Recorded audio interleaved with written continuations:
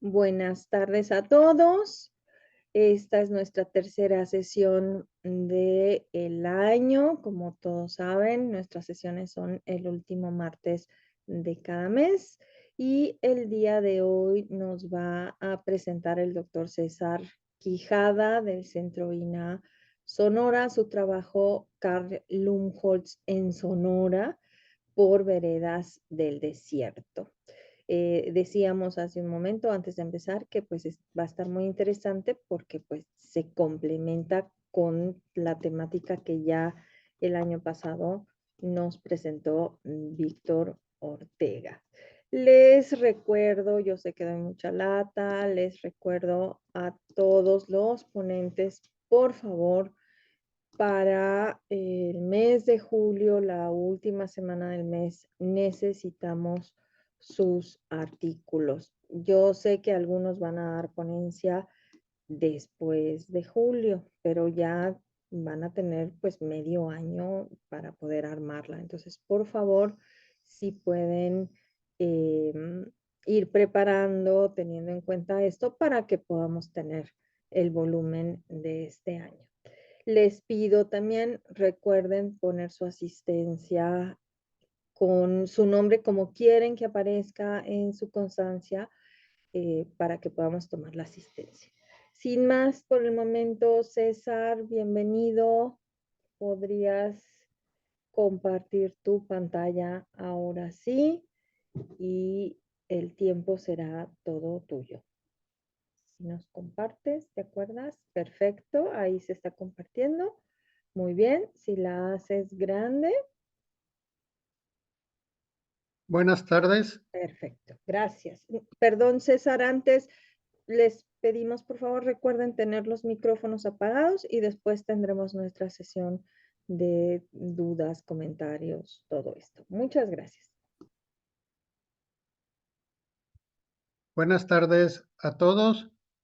El día de hoy, la dinámica será en dos partes. Primero, el viaje que hace Carl Lumholtz por Sonora en 1890, 1891, que sería complementario a lo que Víctor nos platicó sobre Chihuahua el año pasado.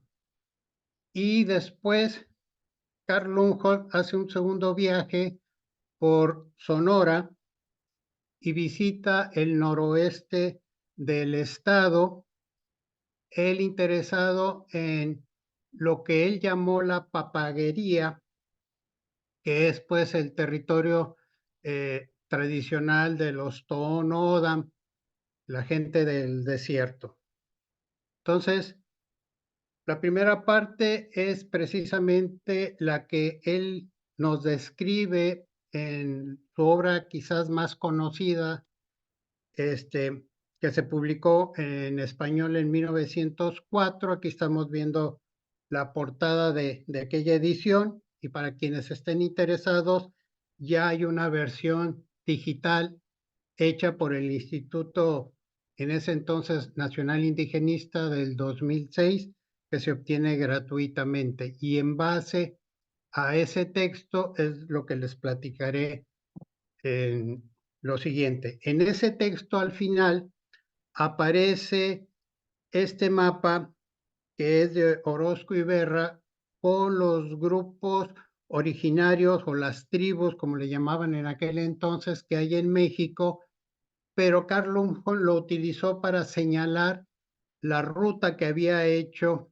en el siglo XIX a través de toda la Sierra Madre Occidental.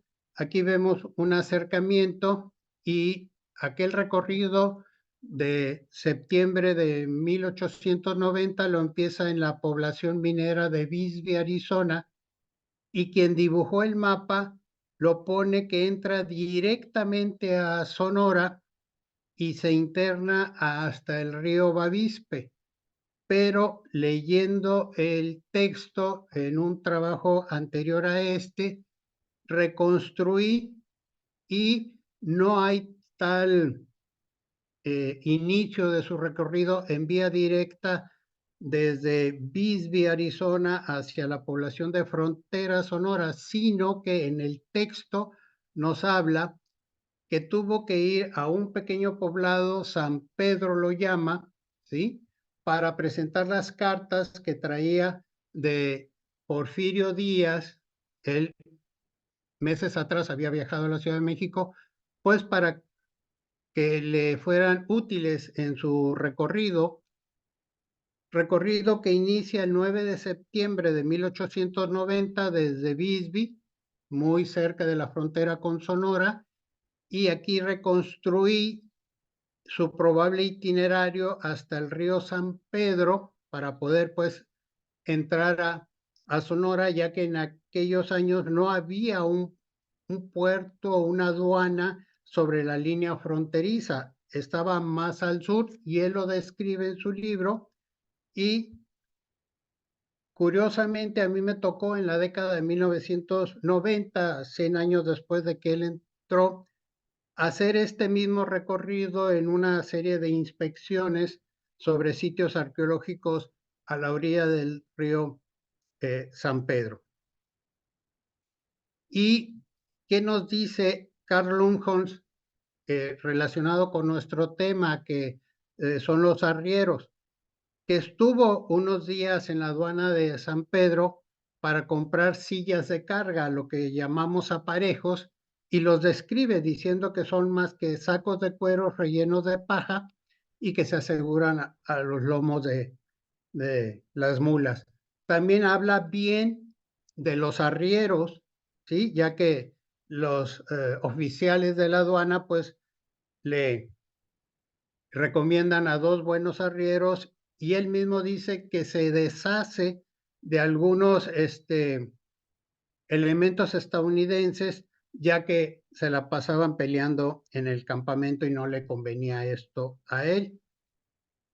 En el mismo texto, párrafos abajo, dice que no se llevaban bien norteamericanos y los mexicanos, ya que los norteamericanos no consideraban a los mexicanos hombres blancos, pero Lunja se refiere a los mexicanos como gente obediente, atenta y que no eran tan indisciplinados.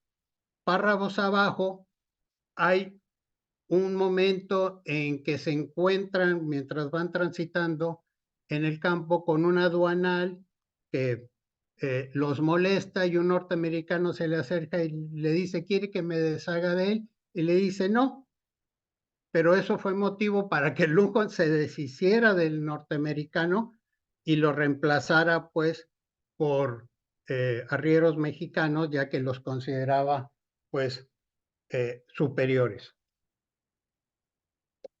Quise poner estos párrafos de su texto porque precisamente relata lo que está viendo Lunghorn en cuanto a la capacidad pues de los arrieros mexicanos. Ya volviendo al recorrido, parte de esta pequeña población, hoy es un centro del ejido San Pedro, hacia el sureste se introduce a la Sierra de los Ajos y llega a una pequeña comunidad, Cuquiarachic, que en lengua opata quiere decir lugar donde estuvo la paloma o lugar de palomas, muy cerca del presidio español de Fronteras. Él nos habla que en Coquiarachi le relataron las gentes que en la época de los españoles los apaches los atacaron, era muy frecuente, pues. Y sí, hay en las fuentes que hablan de la fundación del presidio de Fronteras, era precisamente para proteger a la misión de Coquiarachi, ¿sí? Pero en su libro él nos relata y nos ilustra cómo vio a Fronteras en 1890 como una lastimosa aglomeración de casas de adobe. Pero si vemos en la imagen, en la parte superior de la meseta, aún quedaban restos de las paredes de adobe de lo que fue el presidio, pues que se había abandonado 70, 80 años de, atrás, después de la independencia de México. Pero estuve buscando fotografías y todavía para mediados del siglo XX existían restos de las paredes el presidio, y en 2016 que tuve la oportunidad de estar en Fronteras, desafortunadamente, donde estaban, perdón, los muros del presidio, ahora hay un poste de Comisión Federal de Electricidad. Y donde en la foto superior vemos una cruz, ya ha desaparecido ese pequeño altar. Está ahí el presidio, nunca se ha excavado, nunca se ha hecho trabajo de arqueología histórica. Tenemos una misión pendiente para los arqueólogos que estamos en Sonora. Y esta es la vista actual de Fronteras. Ya no es un lastimoso grupo de casas de adobe, ¿sí? Como lo observó pues Lundholm en 1890. Siguiendo con su recorrido, sale de Fronteras hacia el sur, siguiendo el cauce del río del mismo nombre, hasta llegar a una comunidad que hoy se llama Esqueda. El nombre es una estación de ferrocarril cuyo nombre es de un revolucionario que murió ahí. Pero él habla de que a los alrededores hay fósiles. Y sí, a finales del siglo XX y en estas dos primeras décadas del siglo XXI ha habido bastantes hallazgos, no nomás de fragmentos de fósiles, sino de senderos de huella de dinosaurios. Es una región rica en paleontología, pero ya lo describe Lundholm en su primer viaje sobre Sonora. Después cruza la sierra y sigue el río Bavispe, pasa por una población que ahora se llama Vida Hidalgo, él lo llama Óputo. Aquí lo vemos cómo describe su viaje por este río, ¿sí? Y que nos da esta imagen, no de la población, sino a él le llama la atención, pues, cómo estaban las campanas de el templo de esta población, que en realidad el nombre Ópata es Óputo, que significa lugar de palofierros, pero a ciertos diputados allá en la década de 1960 no les gustó el nombre y lo cambiaron a Villa Hidalgo. Y también cuando nos va relatando su recorrido, pues nos va dando en la publicación algunas imágenes. Aquí vemos pues a un niño de la localidad, pero lo que podemos ver es el tipo de montura que está usando Carl Lundholm, muy parecido a las monturas que se siguen usando hasta la actualidad en esta parte de la sierra. La única diferencia que yo he notado es la cabeza de la silla. En la actualidad se usa más pequeña, más estética, la que Carl Lundholm, claro, él traía su equipo desde los Estados Unidos, es una cabeza más grande, más parecida a las que se usan en la actualidad en el centro y sur de México. Y bueno, nos habla también de cómo son los poblados, cómo es su vegetación, pero también nos vuelve a repetir lo importante de llevar un arriero principal que conozca de cuidado de los animales, y hace referencia a un viaje que anteriormente había hecho a Australia y donde dice que en Australia, digamos, después de quitar los aparejos y las sillas, como que bañaban a las bestias para impedir inflamación. Y esto mismo se lo reclama a los arrieros mexicanos que no lo hacen y que él ha perdido pues mulas por esta costumbre de no limpiar después de haber andado todo el día y que las bestias sudaran.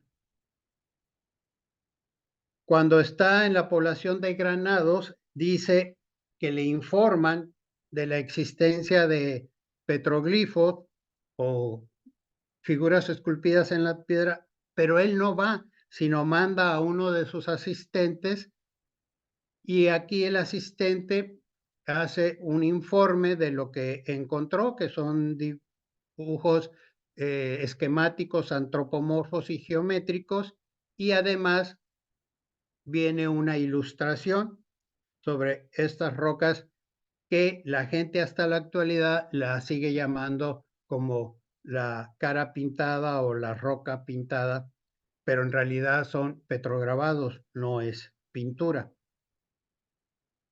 Continuando con el recorrido por el este de Sonora, se va internando cada vez más de la zona de los valles, como en Granados, cruzando sierra para llegar a otro pequeño valle donde se encuentra otra población que fue misión de los jesuitas, y él hace referencia muy especial sobre el templo, ¿sí? Y nos muestra una fotografía. Hay que recordar que Carl Lundholm es el primer viajero que viene a Sonora que ya trae dentro de su equipo la cámara fotográfica para ilustrar parte de su exploración, aunque también se basa en muchos dibujos. Y aquí lo que nos llama es cómo se va informando Carl Lundholm, ¿no? De cada población, diciendo que el templo que se está observando no es jesuita, sino ya franciscano, pero que ocupa el mismo lugar donde estuvo el jesuita y que a su vez el jesuita estuvo en otro templo, sin especificar si es un templo cristiano o un templo prehispánico. En particular, a mí me llama mucho la atención la fotografía porque fue tomada en 1890 y en 1887 hay un temblor en la parte serrana de Sonora y se destruyen varios templos de otras poblaciones y el de Bacadehuachi también fue afectado. Y este es cómo se veía en 1887 el templo de Bacadehuachi, pero me llama la atención de que Carl Lundholm, la fotografía que nos muestra en el libro, no muestra el daño, ¿no?, del temblor en el templo. Y en la actualidad, la gente cuando ya restauró el templo, no quiso poner los dos siguientes niveles de las torres, dejó las que sobrevivieron y simplemente la cerró. Es así como se ve en 2022 Bacadehuachi, la última vez que estuvimos por allá. Siguiendo con este recorrido,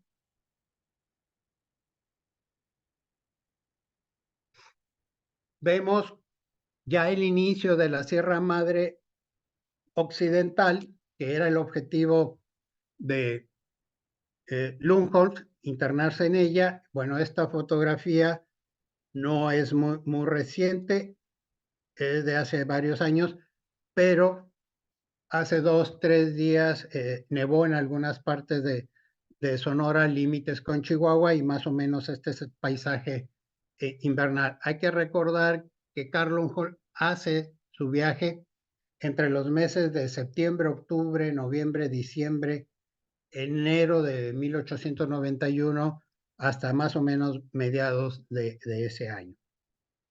Y en base a sus relatos pudimos reconstruir más o menos, ¿sí?, que de Nácorichico se interna al centro de la Sierra Madre Occidental, la cruza, la frontera entre el estado de Chihuahua y el estado de Sonora es como el parteaguas, y él empieza ya a hablar de las comunidades mormonas que están ya asentadas en la parte de Chihuahua. En especial habla mucho de la colonia Pacheco, pero al irnos relatando también nos va mostrando imágenes de los arrieros, de cómo van transportando su equipaje. Aquí vemos a la derecha cómo va su carga fotográfica, la llamó, en una de las mulas, o cómo van transportando la comida en guacales, en estas cajas de madera, ¿sí?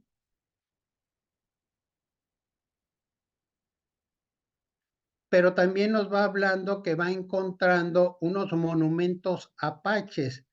A finales del siglo XIX en esta región fue refugio los grupos apaches cuando salían de las reservaciones del suroeste de los Estados Unidos, y él le da una explicación de que probablemente sean de algún rito religioso. Y nuevamente nos vuelve a ilustrar, o sea, cómo van obteniendo en el camino también alimento, en este caso se trata de un venado, y cómo lo transportan pues del lugar donde lo cazaron hacia el campamento. También nos da testimonio ya, digamos, es como el capítulo 3 de este libro, de las visitas que hace ya a sitios más relacionados con la cultura de Casas Grandes. Y aquí tenemos el testimonio de que estuvo pues en Cueva de la Hoya, ya al oeste de Casas Grandes. Y en esta primera parte de su viaje llega hasta las ruinas de Paquimé. Así es como las observó Lunghorn. Esta sería la primera parte de la plática de hoy, que sería el complemento de lo que nos comentó Víctor el año pasado, ya que él se enfocó más a lo que vio y describió Carl Lunghorn en el estado de Chihuahua, porque Víctor pues está en el centro INA, Chihuahua. Aquí empezaríamos la segunda parte en un viaje mucho menos conocido que hizo Carl Lunghorn en Sonora, en la parte noroeste del estado, en 1909. Yo conocí en 1990 la edición que la Universidad de Arizona hizo de este texto,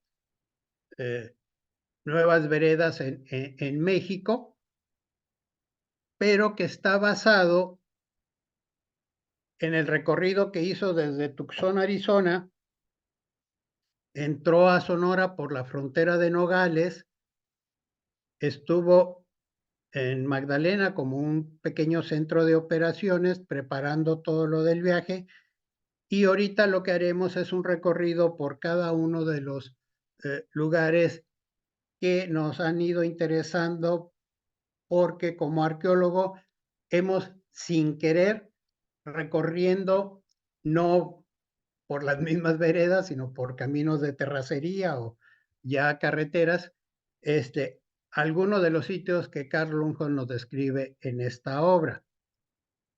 Al empezar a armar esta plática, tuve la suerte de encontrarme en internet que ya está la primera edición hecha en 1912 de este libro, y en el cual me basé para armar la segunda parte de esta plática. En esa publicación de 1912 aparecen dos mapas. El primero donde nos habla de la presencia de las rancherías, le llamó, o sea, de las pequeñas comunidades de los Tohono O'odham, que se le llamaba en ese entonces Pápagos, ¿sí? Y un segundo mapa donde va poniendo toda la serie de recorridos que realizó y que nosotros, de una forma muy económica, iremos siguiendo.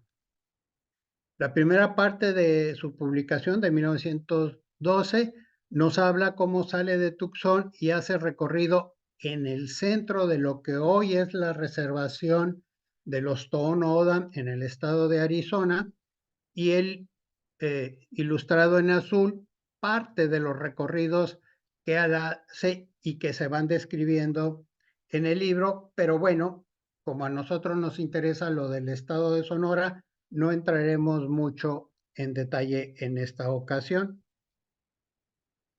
Tenemos que después de haber realizado este primer recorrido, o varios recorridos probablemente, viaja hacia el sur siguiendo el cauce del río Santa Cruz hacia la población fronteriza de Nogales, cruza a Sonora y va siguiendo probablemente en ferrocarril, porque ya para 1909 existía ferrocarril desde el puerto de Guaymas hacia Nogales, una construcción que se hizo entre 1880 y 1884, precisamente para llevar productos desde el puerto de San Diego en California a la parte desértica de Arizona. Llega a Magdalena y en su texto nos dice que viaja hasta Hermosillo nuevamente buscando entrevistarse con el gobernador del estado para obtener cartas para las autoridades municipales de la región que pretende visitar. En el mismo texto nos dice que aprovechando que estaba ya en Hermosillo, aprovechando el ferrocarril, viaja hacia el sur para conocer el puerto de Guaymas, y este hombre inquieto no nomás se detuvo ahí, sino se internó, aunque no era el objetivo de su viaje, al territorio yaqui, y nos da este testimonio con estas fotografías. Y aquí podemos ver algo que ya no se observa en Sonora, o sea, la utilización de bueyes para jalar carretas. Inclusive él dice que es un viejo camino que ya no existe, ¿sí? Pero también ilustra cómo están llevando guano de murciélago a la estación del ferrocarril que se llama Corral, que todavía existe, que es una población mestiza, pero que originalmente fue territorio yaqui, ¿sí? Y esta fotografía fue la que utilizó la persona que ilustró la portada de la primera edición de 1912. Aquí podemos observar pues el dibujo que se basó en esta fotografía del territorio yaqui. Nos va platicando Carl Unzos que, bueno, regresa a Hermosillo, obtiene las cartas que él había solicitado y se regresa a Magdalena para empezar su viaje. Y es ahí de donde tomamos pues el título para esta plática, ¿no? Por las veredas del desierto, que lo inicia en octubre de 1909 y terminó toda esta serie de recorridos hasta mayo de 1910. En este pequeño punto que vemos aquí a su derecha es la población de Magdalena. Va recorriendo el cauce del río del mismo nombre, Magdalena, hasta la población actual de Trincheras, que ya había sido descrita desde la época de los españoles por un capitán que andaba con el padre Eusebio Francisco Quino, que fue misionero jesuita en esta región, y nos va mostrando. Y en la actualidad, cuando uno llega a esta comunidad de Cerro de Trincheras, es como se observa un gran valle, una gran planicie, y en el centro este cerro, que hoy es la primera zona arqueológica que está abierta al público en Sonora, que cuenta con más de 800 terrazas habitacionales. Lo que estamos observando, estas líneas horizontales en el cerro, son las terrazas habitacionales, y que se ha trabajado mucho por la arqueóloga Elisa Villalpando desde la década de los 90, y en diciembre de 2011 se abre por fin la visita al público y hay un centro de visitantes, un pequeño sitio, museo de sitio, que se puede visitar de miércoles a domingo. Siguiendo pues con Carl Lundholz y viendo las imágenes, nos muestra cómo es la primera población importante que él toca en esta región, cabecera municipal, lo sigue siendo en la actualidad, es un cruce de caminos de las carreteras que se dirigen hacia el noroeste, hacia la zona más desértica de Sonora, y que de alguna forma hemos coincidido en algunos segmentos con la ruta que siguió Carl Lundholz. también nos ilustra y nos dice la importancia del agua al mencionar cómo los barriles de madera eran precisamente para llevar agua a las pequeñas comunidades, y uno como arqueólogo va observando cómo a principios del siglo XX todavía eran las comunidades rurales con elementos muy sencillos, techos planos de terrado, varas y tierra y lodo encima, las paredes igual con varas, ¿sí? Sin querer nos va dando información etnográfica, pero al mismo tiempo que los arqueólogos podemos aprovechar en nuestras exploraciones en esta región. Llega hasta la segunda población importante de la región, que es Caborca. Nos habla de un hecho histórico, Carl Umholtz, que sucedió el 6 de abril de 1857 en la defensa del territorio de México de invasiones de filibusteros, llamamos los sonorenses, que venían de California, que no habían logrado el sueño americano con la fiebre del oro de 1849 y venían pues a invadir Sonora. El pueblo se refugia en este templo franciscano, pero que está en el lugar donde estuvo el jesuita. Y todo esto está muy bien documentado en la historia de Sonora. Se han escrito varios libros y en la actualidad es como se aprecia el templo histórico. Esta fotografía es de diciembre del año pasado.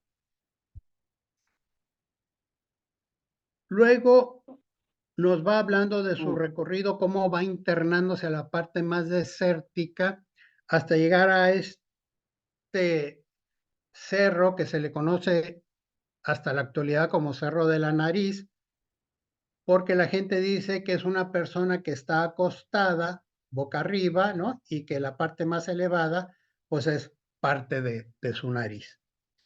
Nos habla Carl Umholtz que al pie del cerro hay una comunidad indígena, pero lo que más le llama la atención es que su guía lo lleva a la parte, a la cresta más alta, a mostrarle unos petrograbados, ¿sí? Y ilustra su publicación Carl Umholtz con estos grabados y hace una comparación con otros grabados que en los últimos 30 años han sido muy estudiados en la región de Caborca, donde vimos el templo histórico, ¿sí? Y nos muestra una fotografía. A mí me llama mucho la atención que le dedica buenos párrafos al Cerro de la Nariz y no nos habla nada de Caborca, que es un lugar que tiene más de 1000 rocas con petrograbados, y nada más nos muestra una fotografía. Se me hace extraño que a un sitio pequeño le dedique tanto tiempo y un sitio muy grande, muy vistoso, nada más nos muestren una fotografía. Y para que se den idea, esta es la ubicación de la proveedora, el sitio que les digo que tiene miles de rocas con grabados, y el pequeño Cerro de la Nariz, y hay una distancia de casi 110 kilómetros. Pero creo que el objetivo de Carl Umholtz era esta pequeña población que fue visita de misión de Sonoita para su centro de operaciones y de por ahí poderse trasladar a la región geológicamente más interesante, que es el casco volcánico del Pinacate, hoy una reserva de la biosfera. Pero sigamos con Carl Umholtz, cómo nos va ilustrando su viaje, cómo va cubriendo, aquí vemos cómo están llevando leña, pues, para la fogata de su campamento, pero podemos observar, pues, cómo están utilizando mulas o burritos, ¿sí? Para el traslado. Lo menciona que es su guía, ¿sí? Y que habla inglés y pápago, lo cual en la reservación de CEL es muy común que encontremos personas bilingües. Y este es el paisaje del Pinacate. Estuvimos por allá en octubre del 2021 en invierno, no lo aconsejo en verano, ¿sí? Y aquí vemos esta parte más elevada es la que se le conoce como Pinacate. Dicen que en lengua de los Tohono O'odham no existe la palabra Pinacate, sino que es la residencia de su hermano mayor, Itoy. Somos los mexicanos quienes le hemos puesto el nombre de Pinacate por ser una serranía muy oscura, como el escarabajo que nosotros conocemos con ese nombre. Y la evidencia de que Carl Lundholm estuvo ahí es esta fotografía, que es el cráter mayor que existe. Hay más de 100 cráteres de diferentes tipos en la región del Pinacate, por eso se pidió pues que fuera una reserva de la biosfera, aparte de su vegetación y de otros elementos. Y él toma, porque nos dice en su relato, que llega en los primeros días de 1910, ¿sí? Y esta es la vista del Pinacate como se llega hoy en día. Carl Lundholm llegó por la parte sur del Pinacate, aquí donde tengo el cursor, y en la actualidad el automóvil nos deja al pie del cráter y uno lo sube caminando, pero por el extremo norte. Tiene una circunferencia más o menos de 1500 metros este cráter. Hay un sendero, hay una vereda que lo puede uno recorrer en un par de horas en el invierno. En verano nunca lo he intentado, para tener estas panorámicas tan bellas. Pero Carl Lundholm hace varios viajes, ¿sí? Como que iba a un punto y regresaba, ¿sí? Y nos va mostrando, por ejemplo, aquí tenemos el paso de Juana, desconozco cómo se llame hoy en la actualidad. La tinaja del Tule sí se conoce con ese nombre, y nuevamente estamos viendo pues cómo en los aparejos están trasladando un recurso que, aunque estaban en invierno, era vital contar con suficiente agua para las fotografías que vamos a ver a continuación. Aquí se está dirigiendo hacia la parte del centro del verdadero desierto de Altar. Me llama mucho la atención que era un grupo pequeño. Tenemos al guía al frente y a dos compañeros de Carl Lundholm cerrando, digamos, lo que en Sonora llamamos el tren o las recuas, ¿sí? De los arrieros. Aquí están subiendo las dunas hacia este punto que se conoce como Laguna Prieta, ¿sí? Y nuevamente nada más observamos 3 personas, todo el equipo, los barriles con agua, tu carga de comida y la cámara. Y Carl Lundholm me imagino que fue el que tomó la fotografía. Aquí, por ejemplo, nos habla que su guía, de nombre Clodomiro, está excavando en la arena buscando camotes, o sea, una planta comestible, ¿sí? Y después de que hace estos viajes hacia el desierto, nos ilustra el material arqueológico y etnográfico, lo revuelve él, y no el que tiene la letra A quiere decir que es del primer lugar que visitó, la letra B el segundo lugar, está todo revuelto, ¿sí? Porque uno, siguiendo el relato, se da cuenta pues de que la pieza que está con la última letra es probablemente de los primeros sitios que visitó.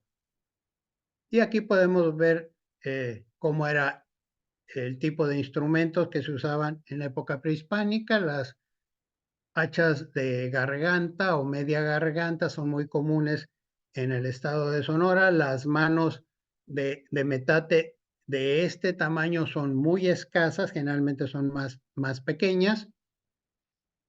Y bueno, este recorrido lo hace Carl Lundholm, les decía, entre septiembre y mayo, y luego nos describe cómo sale de Sonoita, se interna a territorio estadounidense, va a la población de Ajo, que si uno toma la carretera saliendo de Sonoita y quiere ir hacia los Estados Unidos, la carretera va a esta población de Ajo, un antiguo mineral, y él iba con el objetivo de llegar a donde se encontraba la estación de ferrocarril de Casagrande, y hay evidencia de que estuvo en la zona arqueológica de Casagrande porque nos obsequia esta imagen, ¿sí? Del sitio antes de que se le pusiera el cobertizo de protección, uno de los primeros sitios en Estados Unidos que tiene una cubierta para proteger esta arquitectura de tierra, ¿sí? Y luego ya de ahí nos platica Carlos que cómodamente en el ferrocarril tardó 2 horas en llegar de nuevo a Tucson. De esta forma, pues, le di en unos cuantos minutos un viaje por los senderos del desierto que Carl Lundholm hizo entre 1909 y 1910. Muchas gracias por su atención. Muchas gracias, César. Ahí voy subiendo al... ¿Sí me escuchan? Voy subiendo al chat las ediciones que tengo, algunas de las que mencionó César, de El México Desconocido de Lumholtz. Se la estoy subiendo en español, ahora está en proceso de subir la que está en inglés, que es la de 1903, si no me equivoco. Sí. Y bueno, pues pasamos a la sesión de comentarios, dudas, preguntas, manitas levantadas. Ya pueden prender sus cámaras los que gusten. Tenemos comentarios para César. Noemí, comentarios. Noemí tiene comentario, ¿no? Dice Bernard Famel, muy bonitos recorridos, César, muchas gracias. No, mientras se animan, lo que no les dijiste, César, son las temperaturas del Pinacate. ¿Por qué no recomiendas andar en verano en el Pinacate? Porque ya ninguno le dijiste que suben a los 50 y tantos, ¿no? Sí, es una región que entre las 2 y 5 de la tarde, sí, a la sombra se llegan a tener inclusive más de 50 grados. Se puede hacer la visita, está bajo resguardo la zona de la reserva, pero sí, o sea, te piden mucho que tu vehículo lleve el tanque de gasolina lleno, que lleve suficiente agua, sombrero, etcétera, ¿no? Porque no en todas partes hay cobertura de los celulares en esa región.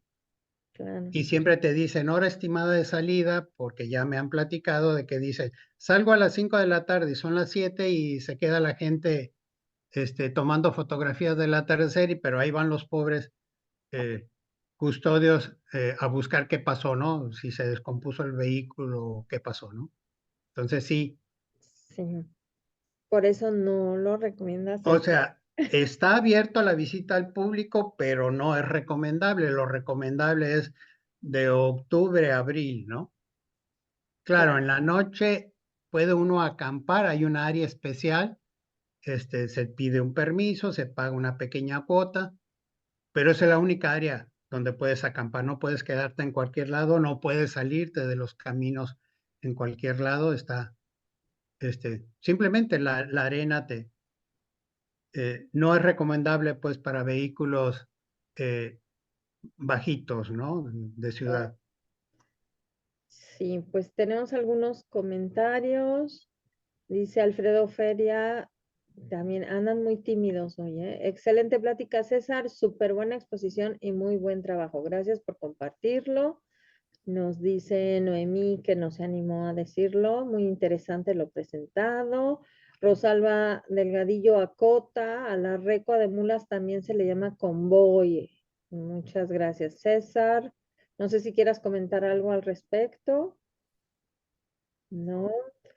Eh, Sí, la sí, palabra convoy es la que utiliza en el texto Carl Holmes, que está en inglés, sí. claro. Dolores tiene la mano levantada, por favor. Si quieres abrir tu cámara, por favor, Dolores. Apenas, buenas tardes a todos. No está funcionando bien mi cámara, ya lo intenté 3 ustedes. Bueno, en primer lugar, felicidades al doctor César por esa presentación tan bonita, la verdad me encantó, pero tengo dudas. O sea, llegan los franciscanos por la expulsión de los jesuitas, esa es una. Dos, ¿qué pasó con los grupos yaquis de esa región? Por otro lado. Y tres, actualmente, ¿cómo o de dónde obtienen el agua en esa región que es tan árida? Gracias, doctor. Dolores, en cuanto a los franciscanos, sí, llegan un par de años después de la expulsión de los jesuitas y en los diferentes informes de las diferentes poblaciones donde ellos llegaron, decían que los templos estaban en muy malas condiciones y ellos empiezan un proceso de hacer nuevos templos. Hay casos donde sí, como la arquitectura jesuita era muy sencilla, eran como cajas de zapato rectangulares de adobe, ¿sí? Eh, Son demolidos y construidos ya con argamasa, con ladrillo o con adobe también, templos de mayor envergadura, como vemos el de Caborca, que tiene un hermano o una hermana gemela en San Javier del Bag, en el actual territorio de Arizona, en Estados Unidos, que la única diferencia es que la de San Javier del Bag, el templo franciscano, faltó la parte curva de una de las torres, ¿sí? La parte final, pero ya son franciscanos y todo eso está muy, muy bien documentado, ¿sí? Ahora, ¿qué pasa con el territorio yaqui? Siguen como nación, tienen su propio territorio tradicional, están conglomerados en 8 poblaciones, ellos hablan de 8 pueblos, pero hay una comunidad muy grande, inclusive en tiempo de la dictadura de Porfirio Díaz, algunos viajan hacia Arizona y formaron comunidades también en el sur de Tucson, Arizona, pero es una comunidad viva con sus propias tradiciones. En Semana Santa tienen una serie de bailables y de cuestiones muy relacionadas con la cuaresma y es una comunidad la más grande original que hay en Sonora, aunque claro, están muy occidentalizados en su vida diaria. ¿Y cómo se obtiene el agua en las poblaciones del noroeste de Sonora? En la gran mayoría son pozos profundos, extraen el agua de pozos profundos en comunidades que en la época de Carl Lumholtz no existían, como el puerto Peñasco. Ahí se trae el agua en acueductos de otras poblaciones a decenas de kilómetros y se ha intentado inclusive, hay proyectos de desaladoras del mar que no han llegado a buen fin, pero sí se ha intentado obtener agua del mar. Pero la mayoría es a base de pozos profundos. Gracias, doctor Quijada, perdón. Pero me parece que, no sé si entendí, Dolores, creo que estaba confundida porque los grupos estos con los que se encontró Lumholtz eran ODAM, ¿no, César? Sí, y siguen estando los Tohono O'odham. En el caso de Arizona hay una reservación. Sales es como su centro, como su capital, pero tienen otras comunidades y sí, en el caso de Sonora sí están restringidos a ejidos, sobre todo en la región del norte de Caborca, que hacen frontera con el estado de Arizona y hay un lugar, cuando se divide su territorio en el siglo XIX, por el establecimiento pues, de la frontera entre Estados Unidos y México, se les dejó un punto que así se le llama la Puerta de los Pápagos, donde ellos pueden cruzar, ¿sí? Uno no, porque no es un punto fronterizo oficial, pero ellos sí pueden cruzar, claro, hay agentes de migración de Estados Unidos ahí cuidando pues de que no vaya a cruzar gente que no sea de la comunidad indígena. Pero sí, o sea, hay más Tohono en Arizona y muy poquito ya en Sonora.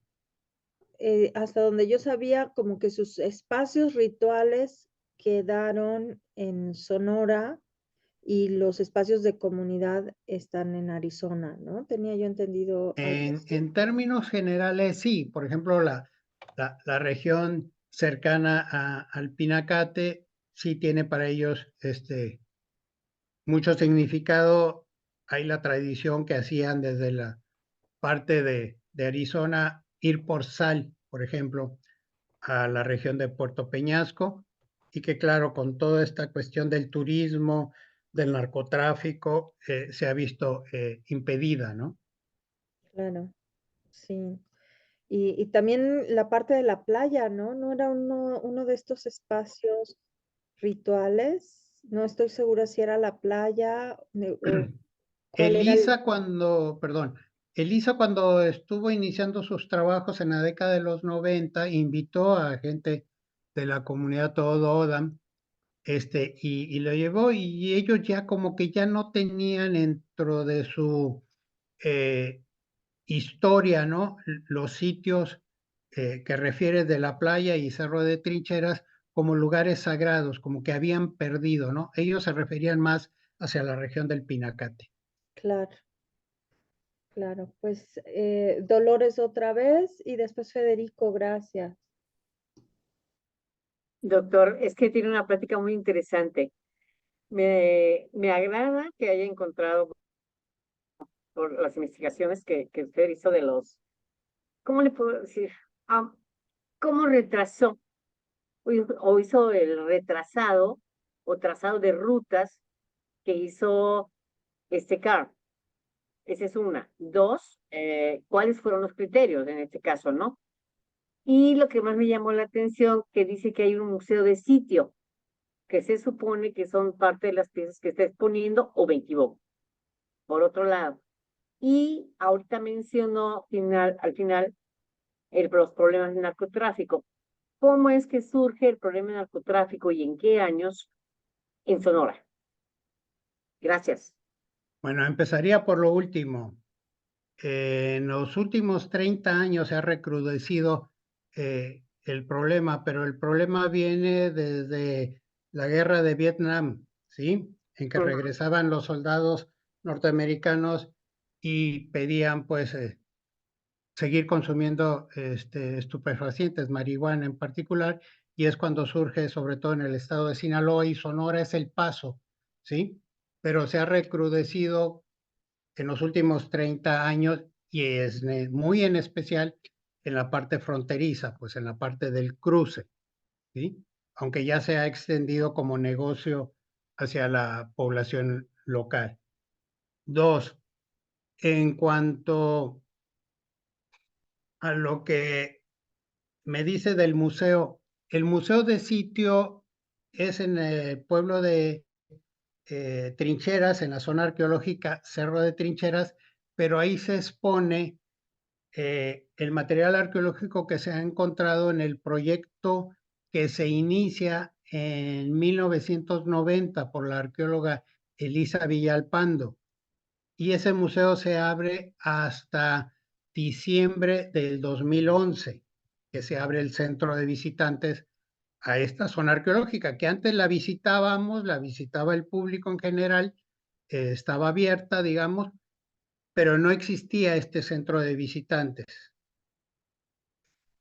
¿Y cuál era la primera parte de la pregunta? Usted planteó que Las rutas. exacto.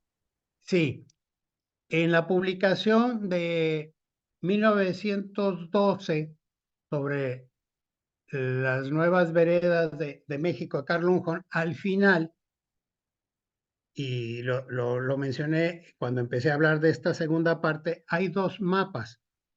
El primero, él pone las rancherías, las poblaciones que en 1909 él supo y las planteó en este mapa. Y en el segundo mapa, él hace el trazo, ¿sí?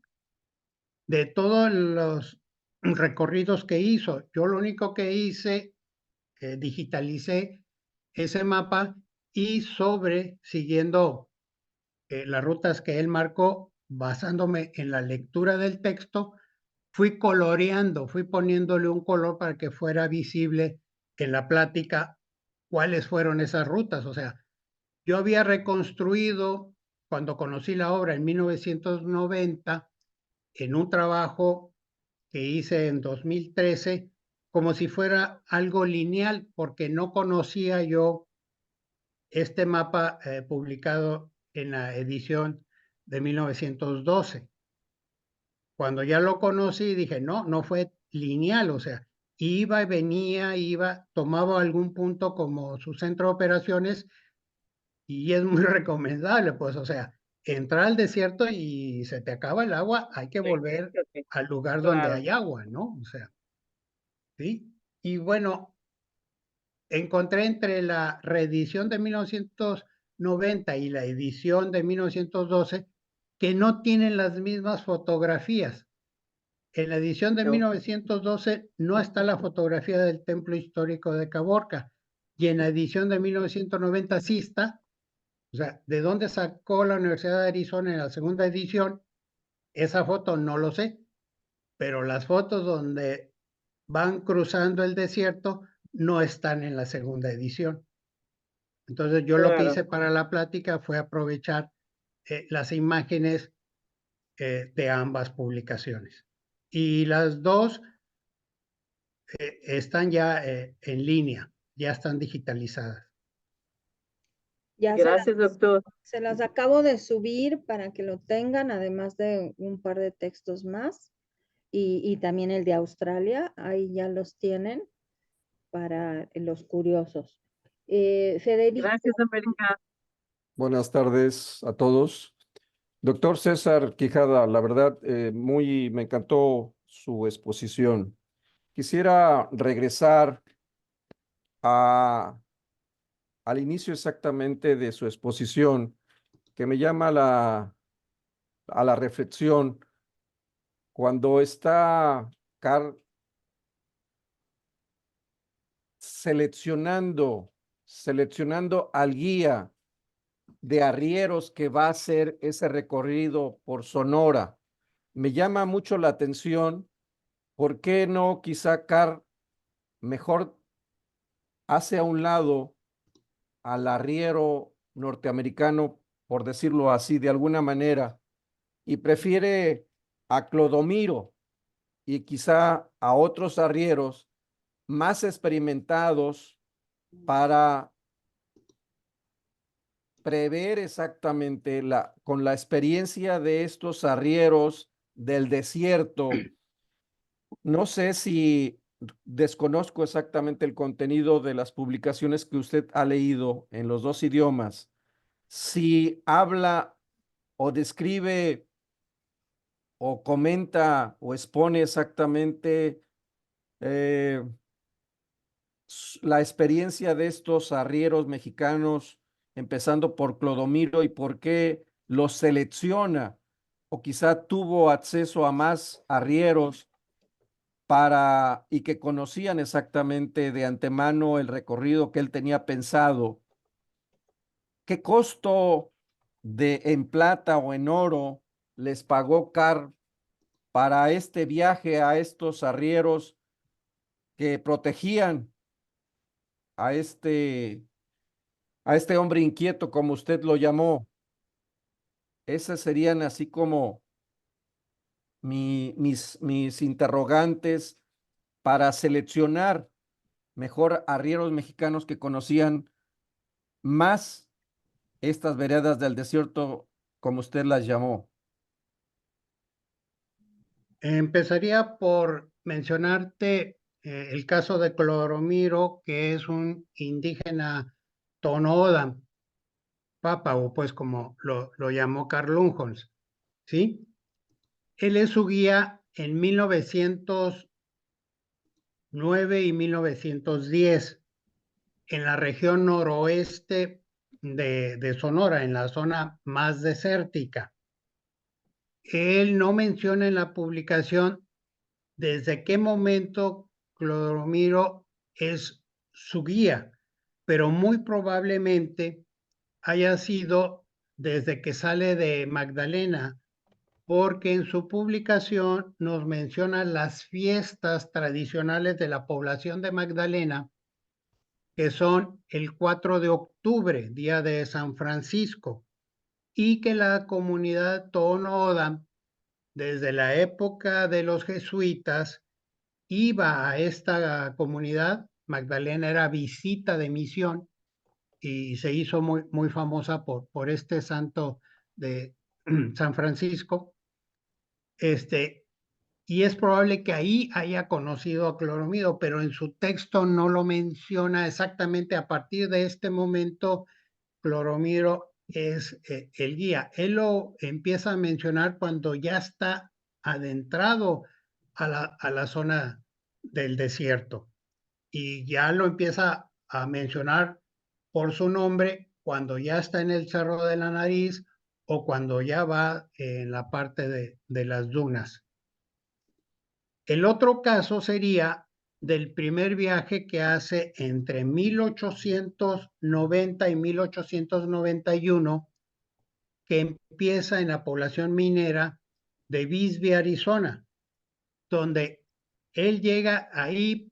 Él venía del este de los Estados Unidos, patrocinado por el Smithsonian, para hacer este recorrido por toda la Sierra Madre Occidental de México, que le llevó bastante tiempo, o sea, varios años recorrerla.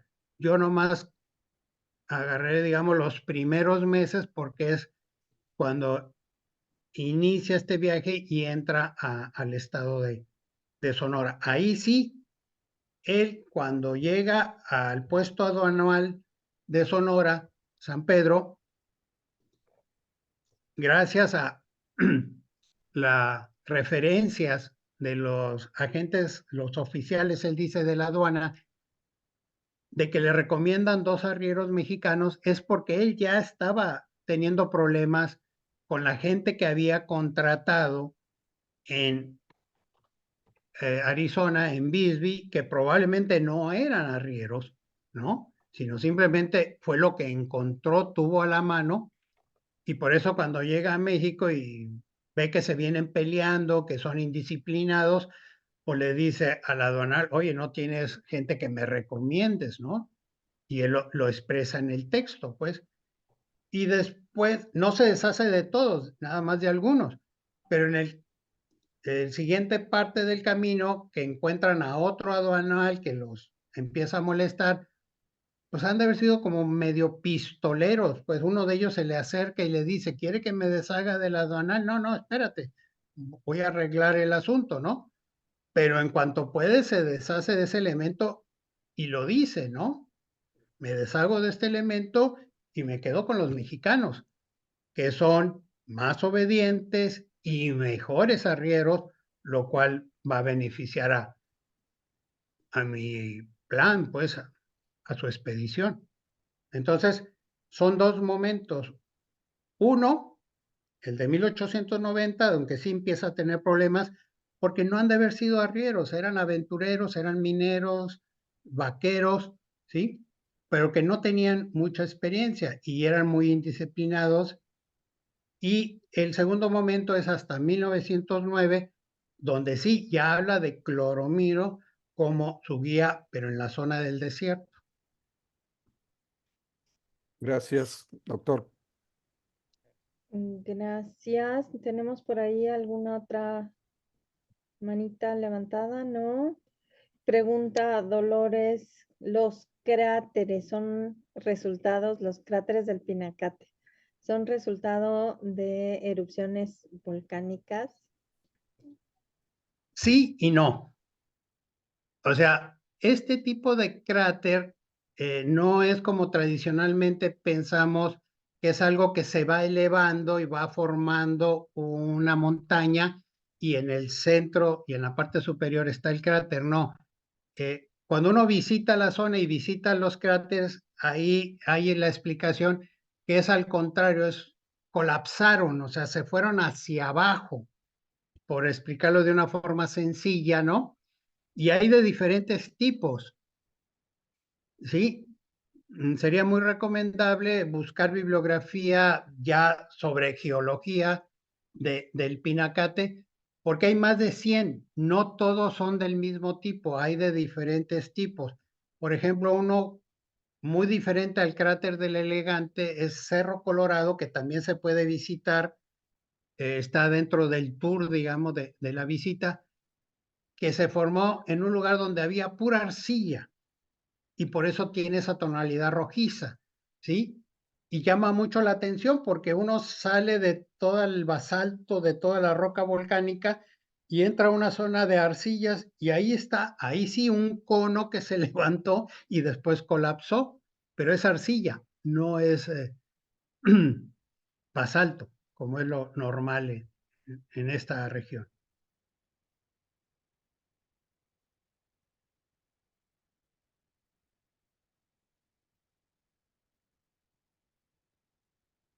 Maestra América tiene cerrado su micrófono. Perdón, es que como tengo aquí a unas que están roncando y se va a escuchar hasta allá. Decía yo que hay un texto que ahora lo busco a ver si está en línea, de Julian Hayden sobre la Sierra del Pinacate, que es bastante completo. Ahora, si está en línea, se los pongo. Pero también Sí, hay de meteorito, ¿no, César? También algunos cráteres, ¿no son de meteorito? yo desconozco lo poco que he leído sobre la geología en sí de la zona, es estas explicaciones que nos dan en el centro de visitante y en los mismos cráteres que uno visita, ¿no? Que tiene un nombre especial, pero es colapso, o sea, hacia abajo, ¿sí? Ujú, Y ahorita que mencionaste a Julian Hayden, fue de los primeros arqueólogos en la década de 1950, aunque él no era un arqueólogo profesional, digamos, que estudió y todo, sino era autodidacta, es al que más le debemos de registro de sitios arqueológicos, porque fue el primero, pues, que estuvo trabajando por temporadas completas y toda la información está de él, está en la Universidad de Arizona y, claro, escribió bastantes artículos. Yo he leído algo sobre los geoglifos, estos dibujos de decenas de metros elaborados en el piso del desierto, ya sea de forma positiva o de forma negativa, ¿no? ujú. Y Julian Hayden es una referencia siempre para la arqueología de la región del Pinacate. Claro. Sí, no lo veo en línea, pero sí hay un texto en Amazon del 98. Ahora les pongo la portada por si alguien tiene curiosidad. Son de repente esas cosas de cultura general que nunca están de más y siempre dan como mucho gusto, ¿no? De aprender cosas. Sí, estoy viendo que Dolores pone que en la revista Suceso se habla de la producción de marihuana desde la Segunda Guerra Mundial. Sí, o sea, se conocía e inclusive a mí me tocó de niño todavía ver en algunos jardines la amapola, pero como una planta de ornato, la flor es bellísima y Hermoso. era un remedio casero, o sea, la gente que tenía reuma siempre tenía en su casa marihuana con alcohol y se frotaba, era este uno de los tratamientos tradicionales, o sea, sí se conocía, pero ya utilizarla pues como eh, algo recreativo, como se dice hoy en día, ¿sí? Fue después. Muy bien, pues creo que ya no hay comentarios. Para el que no lo conoce, ahí en el chat les pusimos una foto muy bonita de un pinacate para que, sobre todo los que están fuera de México, que sepan que es un pinacate y la portada del libro de la Sierra del Pinacate. Pues si no hay más preguntas, no hay más comentarios, César, mil gracias. Precioso recorrido que nos diste y lo maravilloso de seguir los pasos de Lumholtz, ¿no? Otra vez, porque ya tenemos seguidores de Lumholtz, varios aquí en el seminario. Pues muchísimas gracias. Dolores tiene la mano levantada, América. Dolores, por favor. Gracias. Es que me llamó también mucho la atención de que dentro de los rescates arqueológicos denoté, entre otras cosas, que había de piedra, básicamente, y obsidiana. Y mi pregunta es si en esa región existe esa materia prima. En abundancia. Hay una parte que la carretera que se dirige de Sonoita precisamente hacia la población de San Luis Río Colorado y después se continúa hacia Mexicali y Tijuana. Esta carretera, que es la carretera federal México 2, cruza una región que se llama Los Vidrios y es precisamente por la abundancia de obsidiana que se encuentra en esta región. Pero en todo el casco volcánico del Pinacate hay algunos yacimientos con obsidiana. Y por supuesto, pues sí, era utilizada en época prehispánica para elaborar puntas de proyectil. Gracias, doctor. Excelente trabajo. Mis respetos para usted y los organizadores. Gracias, América. No, gracias a usted por estar presente. Muchas gracias, César. Muchas gracias a todos. Aquí hay como más felicitaciones. Claudia López, de la zona arqueológica de Teotihuacán. Muchas felicidades al doctor Quijada. Excelente trabajo. Y pues sí, mil gracias, César. Pues nos vemos el próximo mes. Recuerden, no se olviden, tenemos una cita el último martes del mes. El último martes del mes. Muchas gracias. Buenas tardes a todos. Buenas tardes. Buenas tardes a todos. Que estén bien. Buenas tardes y felicidades. América, Hasta la felicidades próxima. al ponente.